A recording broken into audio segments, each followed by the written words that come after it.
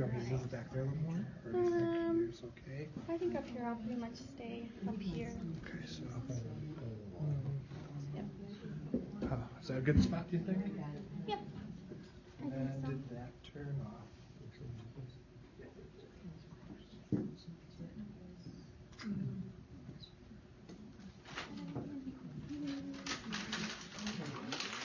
Okay, all right.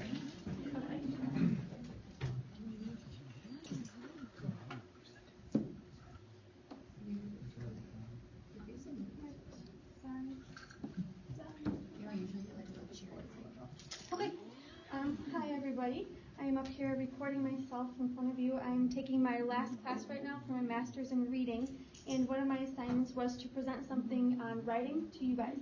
So I chose a malcontent paragraph organizer. I've used this for the past 4 or 5 years or so, and I absolutely love it because it really gets students to write in details and expand on their writing rather than just list fact after fact. Okay? I'm going to start out with a question. What are some skills that our students are lacking when it comes to writing a paragraph? So if you don't mind, talk with the people you're sitting with and come up with a short list. I think exactly organization.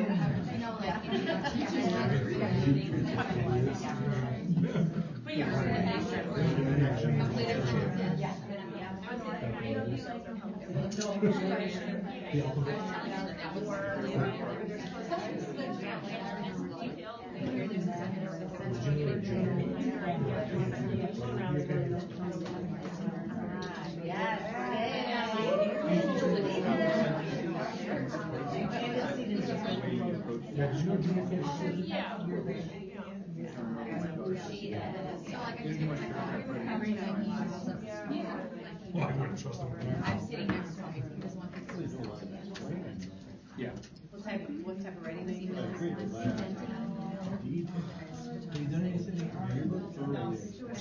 have a bunch of pictures. I have a whole bunch of pictures.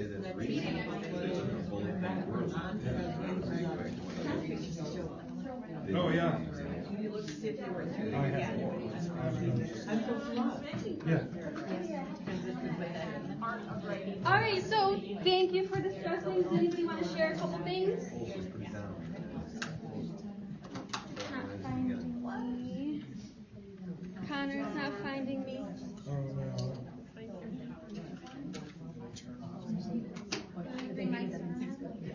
All right, so as we're figuring this out, does anybody want to share some things you need to work on?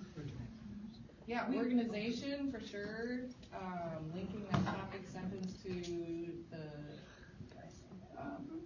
evidence that they need to cite, and then expanding on that. So they might copy and paste a fact and put it in, but then they don't analyze it or say anything on it. Okay, good. Anybody else? We just talked just basic grammar things, capital letters, periods at the end of sentences. Yep. Just normal conventions. Yeah. And I heard, sorry, go ahead. No, that's about it. You mentioned transitions over there, which this will help with. Good. So I think quite a few things. Is this one? Yeah, that's fine. A few things that you mentioned will be improved upon if you use malcontent paragraphs. So I have a student example for you guys. One of our students actually wrote this. I won't say the name because I didn't answer about it. Stealing her work. But this is her first draft. What we did in class, we wrote an informative magazine article where they did the research. They had to set it up like an actual article with subheadings and everything. And you can see kind of some of the skills from the class. I don't know why this is not working.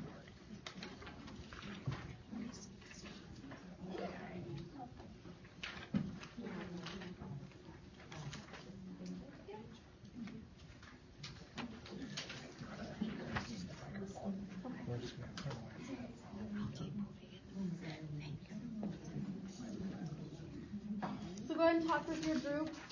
Some people are already doing that, good?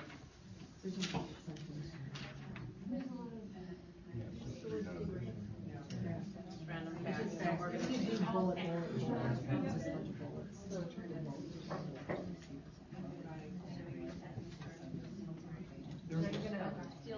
Were there a few spots where the wrong tense?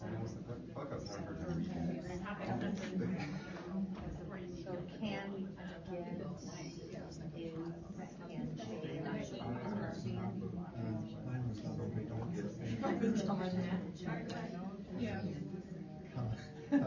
Spring break, also my first day tournament, we're in Czechoslovakia. Yeah. What were you thinking of this thing, right? Or was it when that plant has But a positive influence was all their own work that they did, but I don't know. Overall, we're having grammatically, spelling, like that's pretty good. I was there for quite a while, so it didn't feel like I feel bad. Yeah. All right, so if you were to give this student feedback, what would you tell her pertaining to flow and structure of her paragraph? No structure. Yeah, it's missing a topic sentence, it's missing transitions, it's missing a conclusion, so Good. that structure is missing. Yep. So it's basically just fact after fact, right? Yeah. You guys have seen that before in your own classrooms? Yeah, that's kind of quite often what we see. So Melcon is definitely going to help with this. It's an acronym. M is main idea, E is evidence, L is for link, and con is for conclusion. And with this meme, I actually did have a success moment with this. It was 2 years ago, and I was the only one using it as the English teacher, and the science teacher actually came up to me, and she had just given an assessment, and she said one of her students literally wrote out the whole organizer and wrote her paragraph that way, and then kind of erased the whole organizer. So she had used it in another class, and I was very excited to use it for that. Yeah, it was good. So here's what it looks like. I will hand out a copy. You can print this. You can put it on Classroom, which is what I tend to do. The 8th graders do have some experience.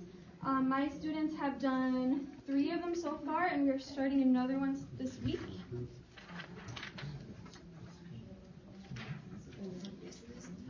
And I will get this shared with you too.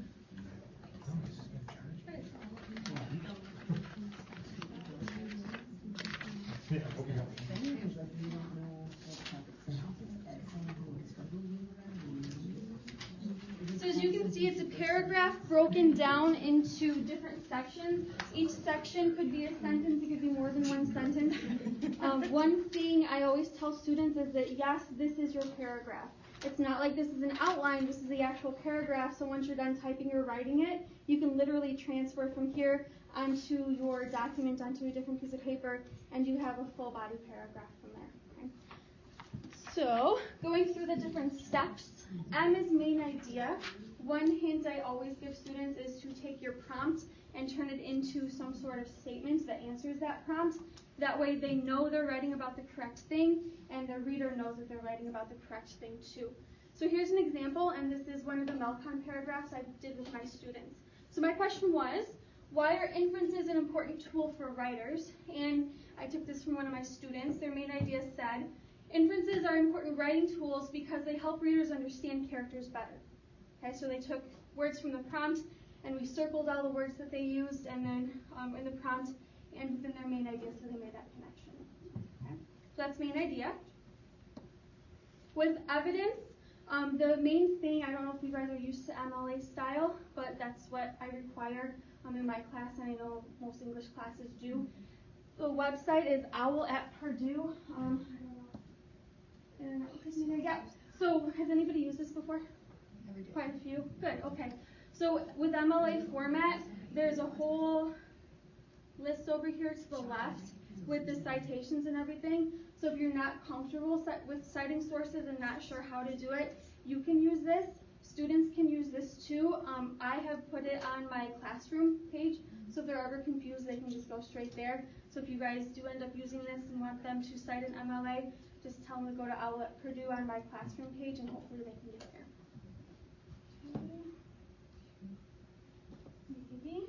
Okay, so we talked about, so far my 8th graders and Jonas done this too, direct quotes, which is copying word for word, and they have to format that correctly so they don't plagiarize. Paraphrasing, where they take a part of a text that they like and they put it into their own words. And then summarizing would be you summarize the entire piece, so if you're using a whole piece. So those could be the 3 types of evidence that they use. And like I said, my 8th graders know that, so if you have the 8th graders, they're already a step ahead. Okay? With MLA format, like I said, OWL at Purdue, and then all that information is there if you need it. Okay. Questions so far? Okay.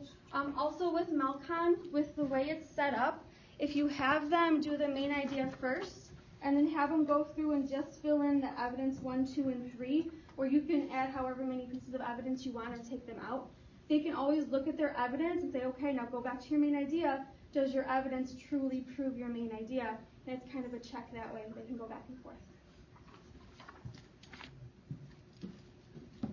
The link, this is the hard parts. This is what our students tend to leave out.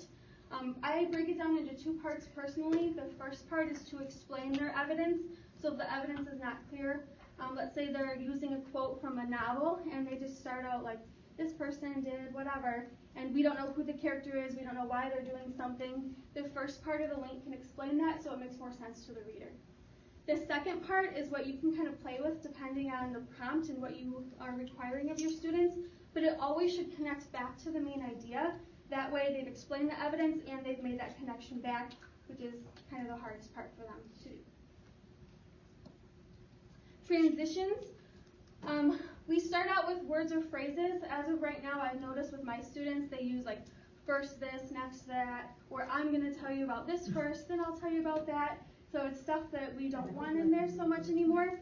I've been telling them that we want them to be more professional writers, and that's more elementary writing style. So I've moved on to full sentences with them. And with Malcon, it's easy because you have the first piece of evidence, the second piece of evidence, and then that transition in the middle. So I tell them, find the main idea of your first piece of evidence and the main idea of the second, and then chunk those into one sentence. So here's an example, again taken from the Malcon, the prompts that I showed you. They wrote, besides understanding how the character felt, I also understood the relationship between the 2 characters. So their first piece of evidence was how the character felt, and the second piece was about the relationship. So it's connecting those 2. And lastly, the conclusion, restating the main idea or telling the author, or not the author, telling the reader to do something. So we call that a call to action. So however you want them to end, it's kind of up to you. So really you can modify this depending on your assignments, how much evidence you want, what you want the link to be. It's pretty flexible that way. Okay. So with assessing Malcon, I have some rubrics that I've used. You can use them, you don't have to of course. You can change them up, but I have the I can statements on here. So these are ELA 8th grade level I cans. And I have a compare and contrast, an informative, and an argumentative for you to take a look at.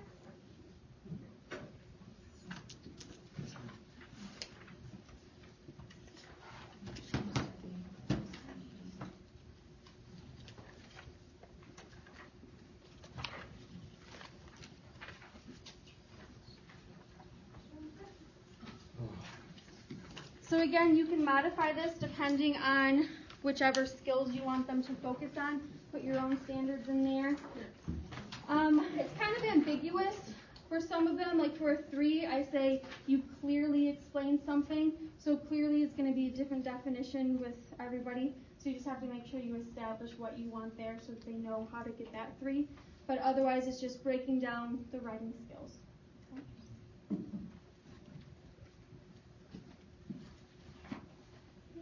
All right, so back to the student example. I have her paragraph after she made corrections, so you can see. And the student said she really liked Malcon. She chose a theme that you'll kind of see within her links, and that theme helped her establish her audience too, which was kind of intentional. She didn't even realize she had done that.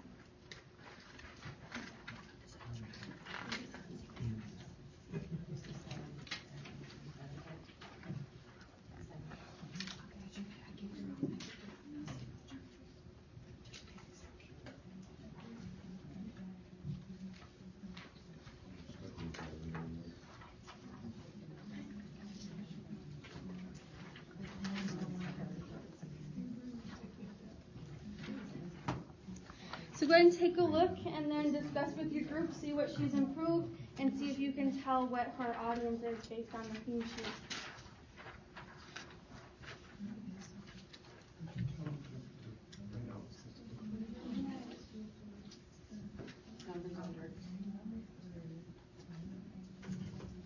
Should be words, yeah. Also should be words, right? You're not abbreviating. And you will still see the grammar errors and things. I wanted her to expand on her format versus grammar. That's what we were focusing on with this one.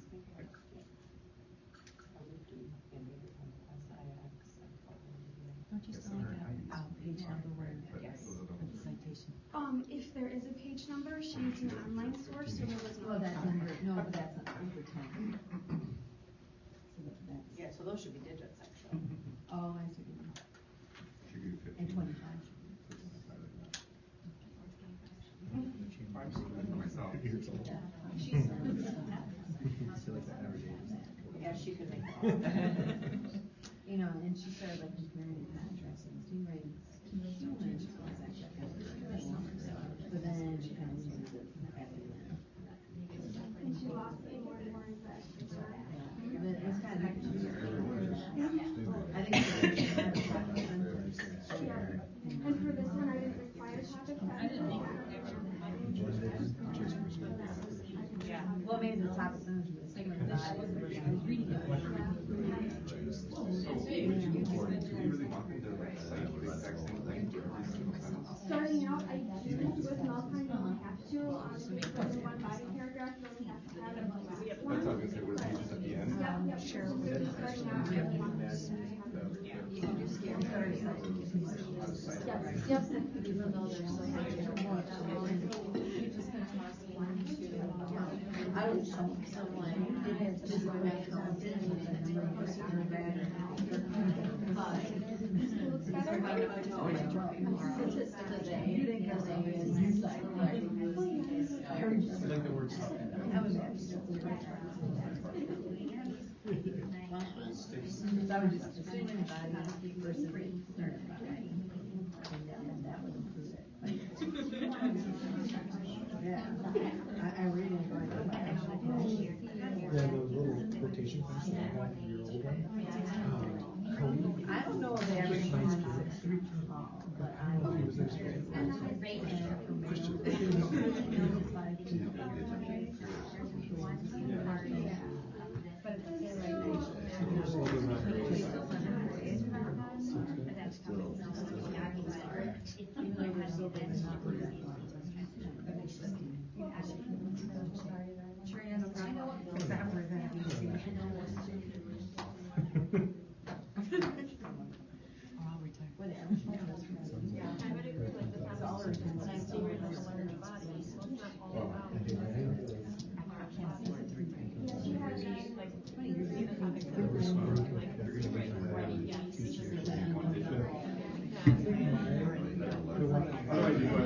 Alright, so same question as before, guys. Looking at just the format, the structure of the body paragraph itself, not really the grammar portion, how does this one compare? A lot better? Yeah.